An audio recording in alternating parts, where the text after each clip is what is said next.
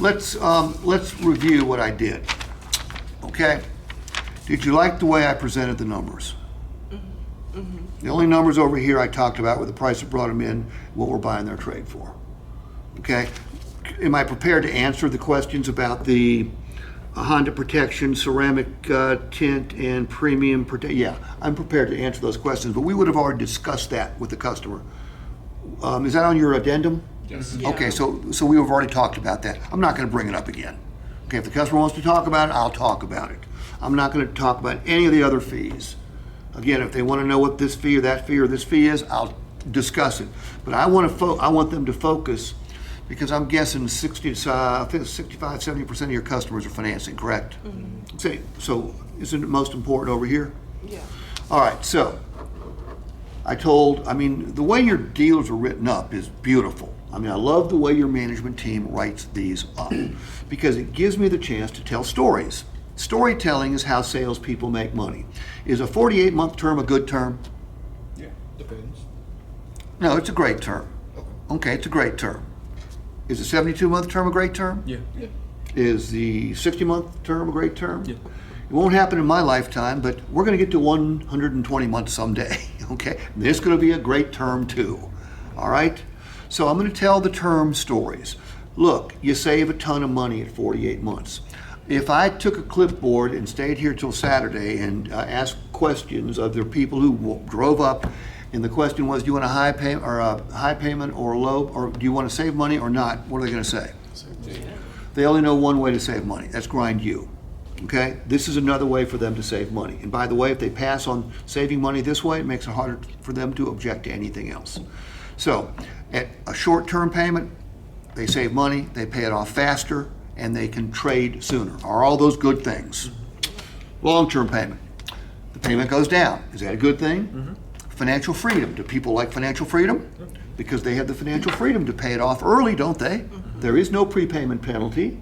And then in the middle is the best of both worlds. Payments lower than it would be at 48, a little bit higher than it would be at 72, still save money, pay it off faster, and trade sooner.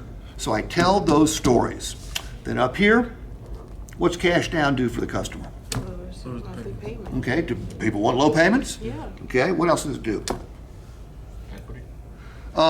Builds, here's what I've learned, Ren. I've been watched 18 million times on YouTube. And if I've gotten one comment, I've gotten 10,000 comments that you can't build equity in a depreciating asset. The customers don't understand that term. What they do understand is that we're building cash value and we can trade it sooner. Okay? A big down payment allows me to trade it sooner. Okay? Shorter term allows me to trade it sooner. And when I reduce the balance to finance by putting down cash, doesn't that also save me money in finance charges? Okay, so I'm going to go through all those things.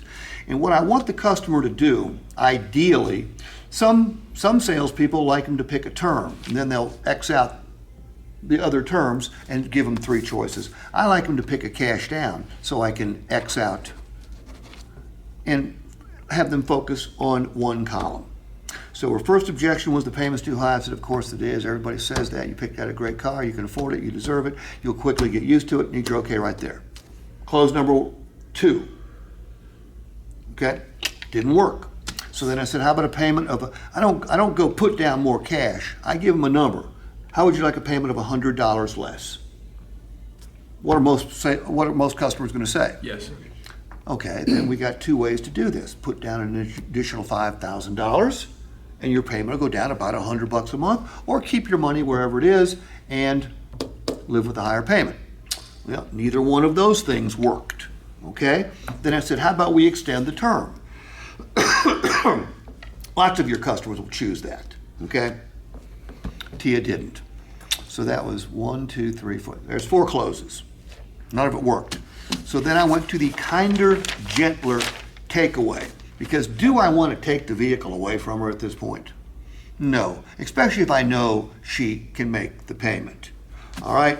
So I said, well, here's what you're getting versus an LX. Is that worth $60 a month? No.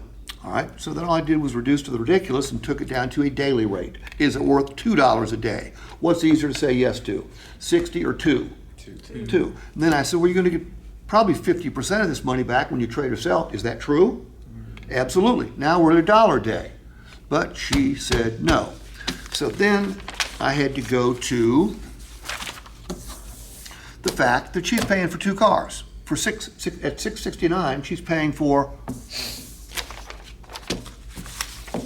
the new HR-V and the Bronco, okay? But then I move it to A or B. So look, if you want a payment of $549, which sounds a whole lot better than $669, you'll need to add $7,000 to your down payment. Or, because I never want the customer to have to tell me they don't have the money, okay? Do we want to embarrass our customers? No. Or I say, or keep that money wherever it is, Tia, and live with the $669.